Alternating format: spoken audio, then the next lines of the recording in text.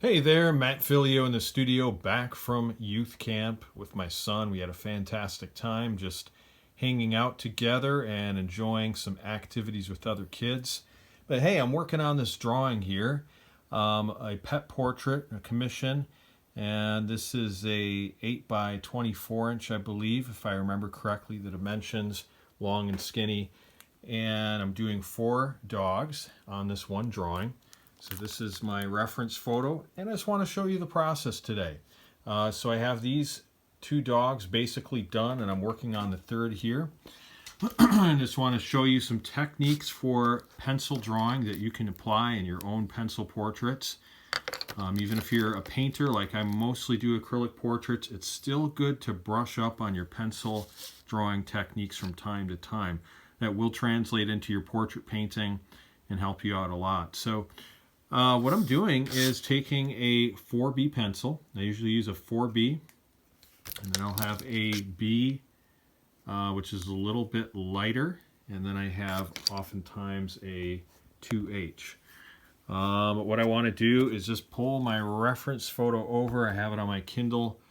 Just kind of zoom in here and work on some details. So I want to capture some of the values. We want to break things down to just basically difference between the dark values and the light values, see those contrasts on a reference photo, and then try to faithfully render that on the pencil drawing.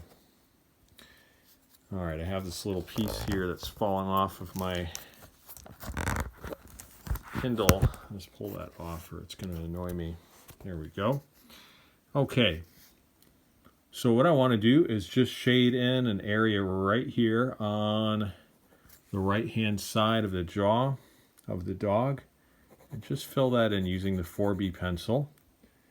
And again, I want to get these distinctions in value. And now there's a highlight on the lip here. I want to preserve that, so I'm not going to sketch that in. I'm going to kind of sketch the boundary around it where that would end, and then just fill in to the right hand side of that little pocket that I created, that little lighter area.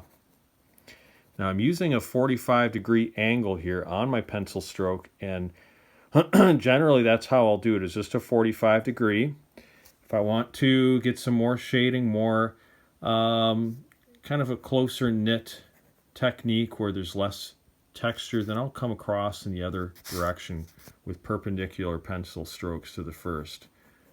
But here I'm just going to do those 45-degree angles, and making sure your pencil strokes are really close together makes a big difference. If you have them kind of like that where the lines are far apart, you're not going to get a really smooth look. But if you can really try to get each line to just follow the last one, that makes a big difference.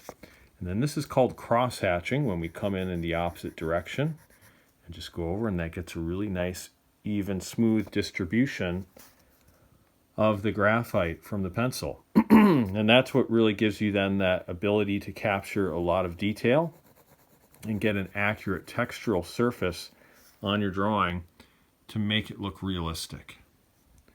So I'm going to keep on filling this in. Generally, I work from left to right, top down.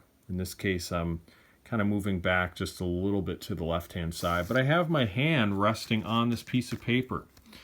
So that can really help as well, just to keep your hand from smearing the drawing underneath and causing the paper to warp from your moisture that's inherent in your hand.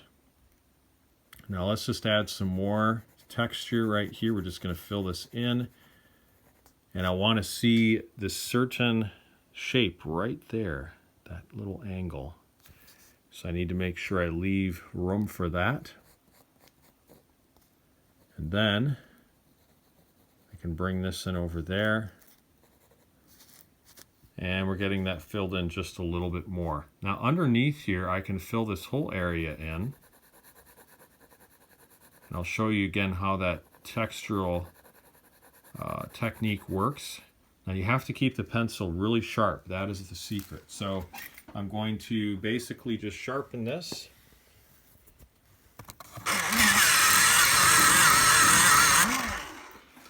And keeping that really nice point makes a difference. Buy yourself an electric sharpener. If you're ever going to do pencil drawing, that is almost a necessity. It's just too annoying to try to sharpen it with a hand sharpener unless you have a really high quality one. Most of the time they end up breaking the wood on your pencil. So it's just nice to get an electric. Okay, so I'm just using, again, the 45-degree angle, keeping these strokes really tight, not going too far down. If you keep the actual pattern of your strokes at a fairly short clip, it makes it easier to get them parallel to each other. Then you can come in and do the next row, so to speak, and you can match up that next layer with the first, and so on. You see this? So I'm just going down and just matching this up. And now I have a nice even distribution. Again, I can come in there as well, and I can do cross hatching by going the other way. And just basically now moving my pencil the opposite direction. And notice how my finger and thumb is doing the work. Mostly just my finger. That's got all the control here in moving this up and down. Now most people hold their pencils like this. They'll have, when they're writing, they have their pencil in the middle of their hand. I actually hold my pencil like this when I write. And I find that it does give me a lot of control in this way, but you probably can do the same thing like this as well if you're doing more of a conventional hold on your pencil. Whatever is the case, find what works for you.